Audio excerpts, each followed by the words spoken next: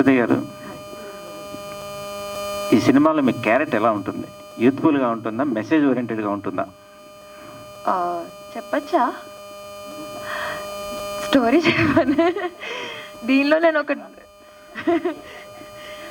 నేను ఒక అవేర్నెస్ ఇచ్చే ఒక డాక్టర్ని.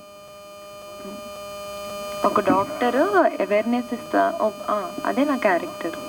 అంటే డాక్టర్గా ఉంటూ లవ్లో పడి ప్రేమించుకుంటారు. డాక్టర్లు ప్రేమించకూడదని లేదు కదండి ఎక్కడ.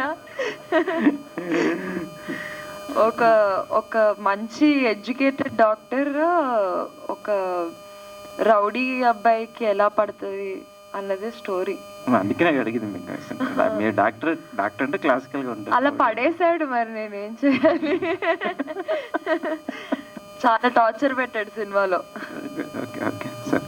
హీరో గారికి సార్ నమస్తే. సార్ నమస్తే అండి. సో గెటప్ చూస్తే బాగుంది. ఇవాళ ట్రెండ్కి తగ్గట్టుగానే మీ గెటప్ సూట్ అయింది సినిమాకి. Thank you sir. Thank you sir.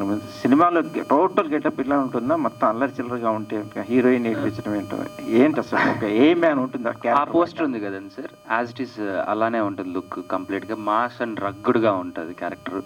So ఇందులో నేను ఒక మెకానిక్.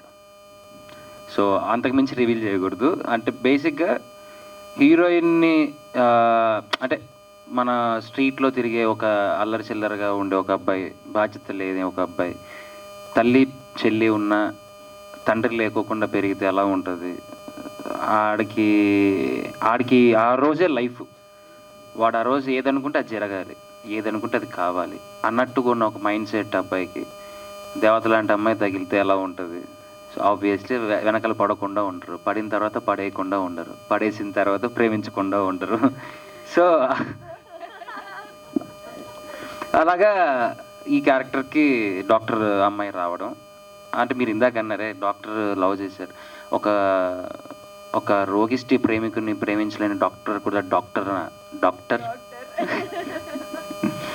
సో బాగుంటుంది సార్. అంటే ఎంగేజింగ్గా ఉంటుంది, ఫుల్ టు ఫన్ ఉంటుంది, మాస్ క్యారెక్టర్ ఉంటుంది, క్యారెక్టరైజేషన్, అమ్మాయితో మాట్లాడినప్పుడు ఒక మాడ్యులేషను, సో ఏదైనా ఒక ఇష్యూని డీల్ చేస్తున్నప్పుడు వాడి బాడీ లాంగ్వేజ్ కానీ.